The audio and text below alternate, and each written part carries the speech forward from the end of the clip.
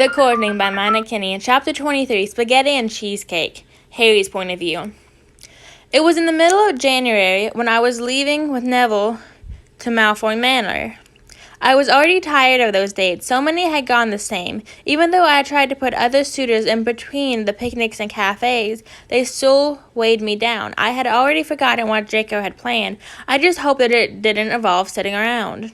So, we're here. Neville, you can put the cloak on. Neville nodded and threw the invisibility cloak on while I knocked on the door. 1 second. I heard after a moment the door was open and a tall man opened the door.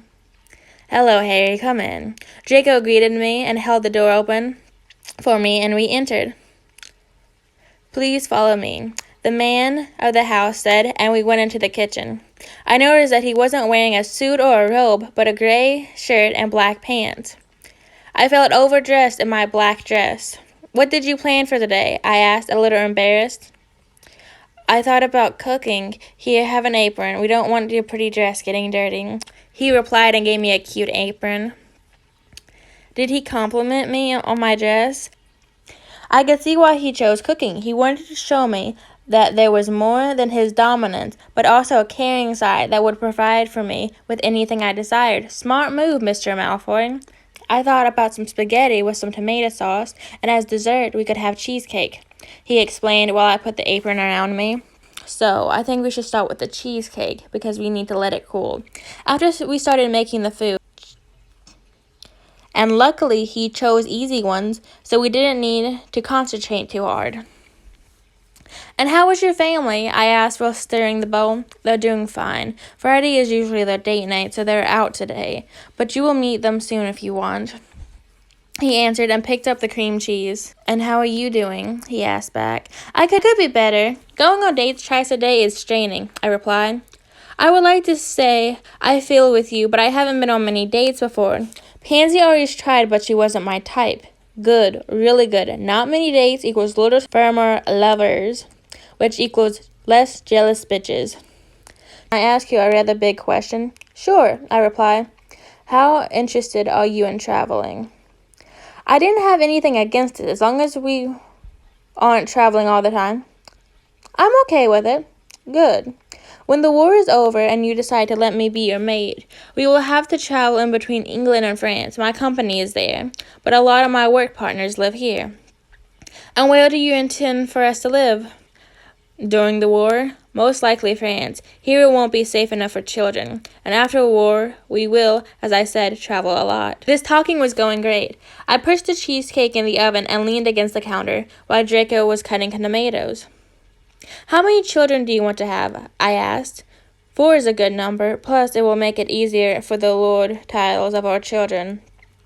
All the titles for one child would be too much to bear. Well, I never thought of it that way. And how would you give each of our children the lord titles? I asked. Each child one. I would tie Black and Potter together, and Lady Lord Potter isn't a big name, so it will be hung into the Black family name, and the magic will tell us which child should have which title. That was new to me. How does magic decide that? I asked. Draco just chuckled. He didn't make fun of me for not knowing such things. Magic doesn't stop from genetics. It will make sure that the genes of the lord title of the child will be dominant. But I don't have Black or Potter blood.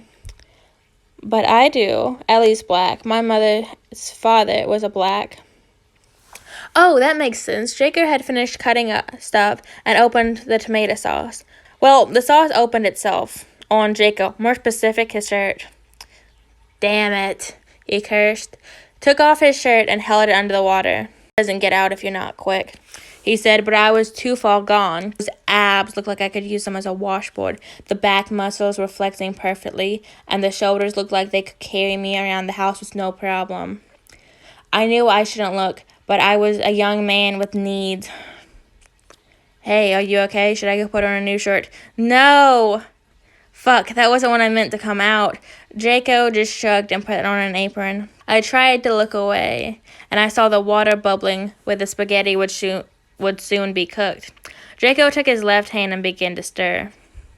Left-handed? I asked, like the biggest idiot. No, both-handed. I was born right-handed, but brewing potions often require you to work with both hands at the same time. You need to stir with one and cut with the other. That's why he was so well-built. Carrying around cauldrons must be a great workout. I looked up at his left hand, and the first thing I saw was a dark mark on his upper arm. That reminds me of a question I need to ask. When the war will be going on, will you be fighting? I asked. Define fighting. I will not cower back and do nothing, but I won't go out and risk dying. I would never want my children to grow up without a father. Just like in the last war, the Malfoy family will provide the dark side with supplies and handle the diplomatic work. Am I having a crush? Please no. I could feel Neville giving me a hit on the head. I turned my head and found another tattoo on his shoulder. It was a potions bottle with a blue ribbon around it saying, Thixius Felix. Why did you get a tattoo of lucky liquid? I asked. Draco set a timer for the pasta and turned to me. I got it when I did my exams. It was the recognition sign of a potions master. When you pass the practical exam, you get the potion you did tattooed. I nodded and was tempted to touch it, but I didn't want to be hit by Neville again. He answered some more of my questions and we ate together. Draco hadn't lied to me once. He answered my questions and he was genuinely interested in me and kept the talk going. It felt like a sunny day in a rainy season. Relieving. End of chapter 23.